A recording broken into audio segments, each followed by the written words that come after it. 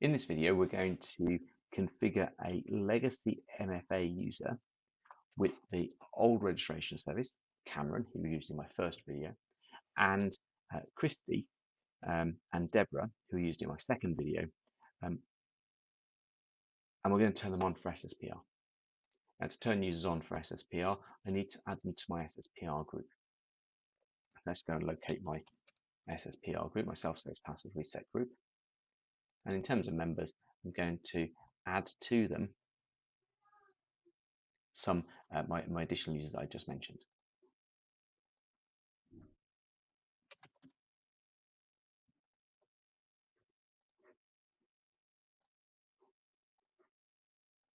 So we go to Cameron, Alan, and Christy, and last one, Deborah.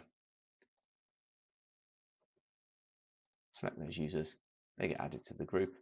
They are now enabled for SSPR. The scenario here, of course, is when they registered before, they registered with the legacy registration system or they registered with the new registration system, they didn't have SSPR enabled. So let's have a look and see what happens for these particular users based on their sign-in scenarios.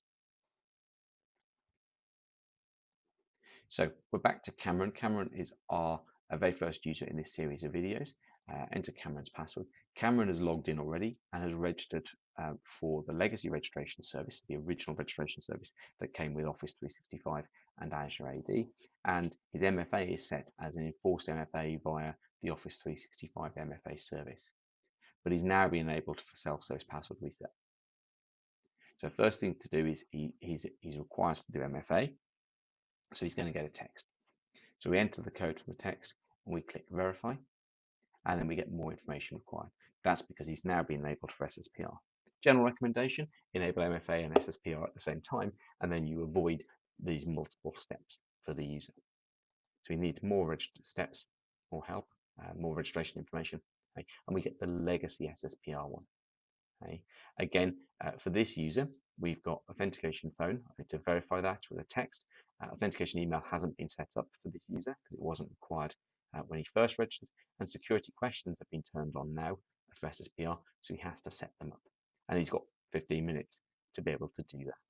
Let's go and make the phone and the email verified, and then I'll unpause the video and resume with the questions. So I got a text message. That's done. Set up an email. Enter it in, click email, code will come back in the email. So I get the code in the email. I can delete the email. I don't need that anymore.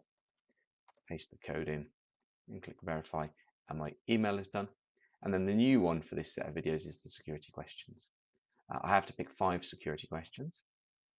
So there's the 12 that were offered. So let's pick 5 of them. Where was I year's day? And I'm not going to type real answers into these, so it doesn't really matter what I actually pick. But you notice as I pick questions, the next option gives me less questions to pick. Okay? So curry, curry, curry, curry, and curry. Save my answers. Ah, it won't let me do that.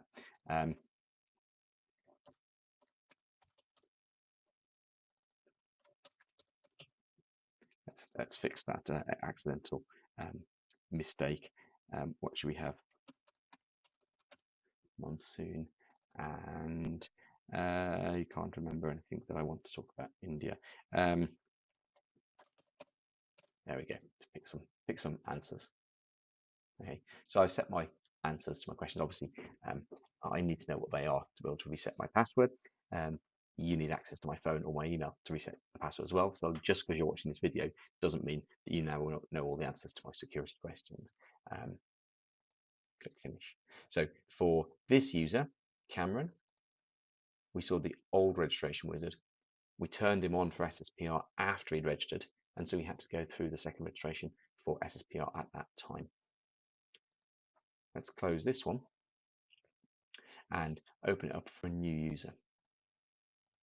So we're going to sign in to Office. We're going to use Alan. Alan is Office 365 MFA with the new registration wizard. Has registered for MFA. That was the text message of the old method. So I'm going to go to text message and then I'll be able to continue and we'll see the SSPR registration at that point. So I've got the code, I've entered it, I click verify,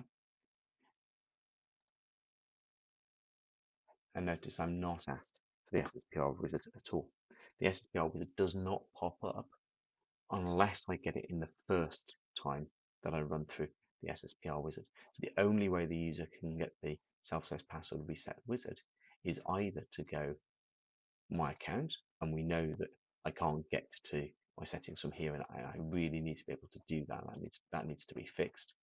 Oh, except for this user, I can. Additional security verification. Okay, this doesn't appear for every user.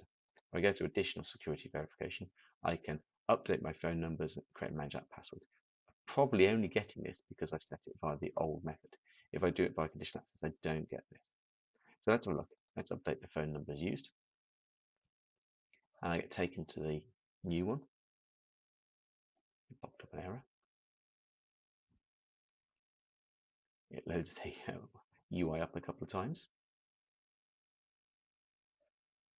And I'm going to add a method. And I can choose the methods I want to add. So let's go security questions. Notice I wasn't forced to do this. I had to choose to do this, either by being a O365 MFA user and going portal security questions, or by going aka.ms/MFA setup. So choose security questions, click add, and again, I'm just going to pick a bunch of random questions and give them a bunch of random answers.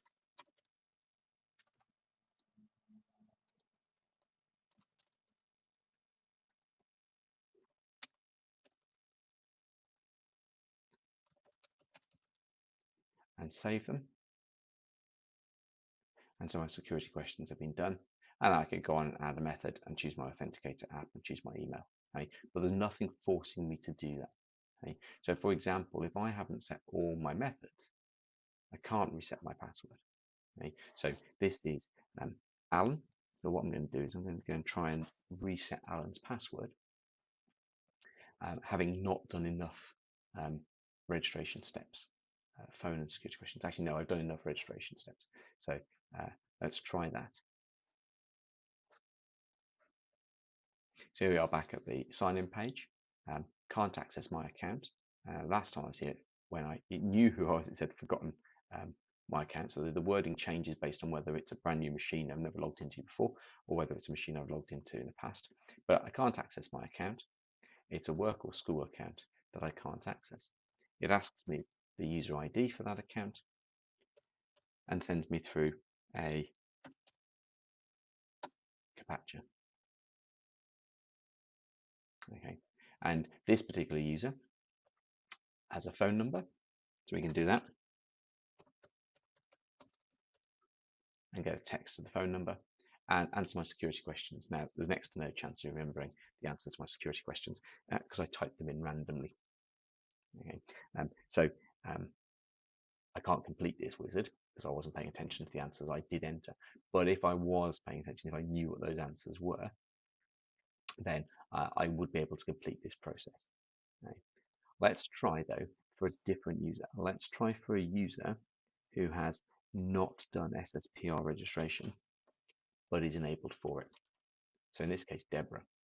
So Deborah has done her is via conditional access. She's not done SSPR registration, so she can't do self-service password reset. She's gone through the new registration wizard, but because the new registration wizard didn't have SSPR enabled at that time, she wasn't asked to provide that information. So missed that, sorry, not a sign in. I want to try and reset the password for this user.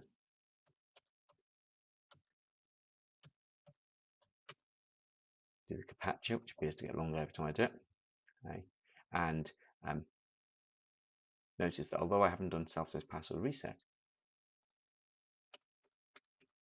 I am able to do it.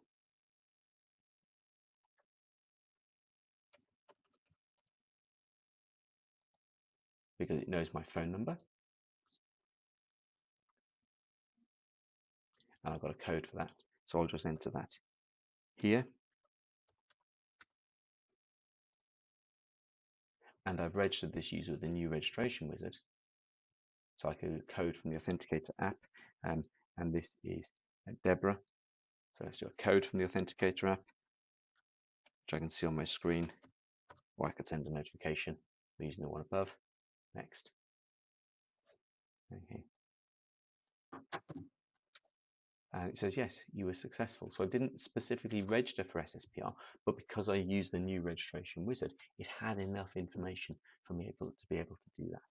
So I was able to change my password. But if I'd used the old registration wizard, I wouldn't have been able to do that.